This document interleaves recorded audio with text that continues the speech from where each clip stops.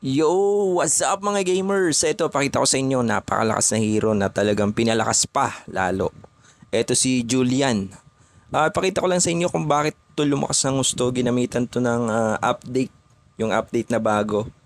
May bagong update dito. Yung skill cooldown, bumaba.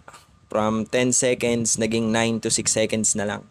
Kaya napakabilis ng cooldown effect. Kaya kung gagamit ka nito, napakahusay. Gamitan mo to ng custom mage emblem. Yung gamit ko rito, Rapture, Master Assassin, at saka Lethal Ignition. Tapos yung ginagamit nating battle spell, syempre Retribution tayo dito para makapag-farm tayo ng gusto, mabilisan.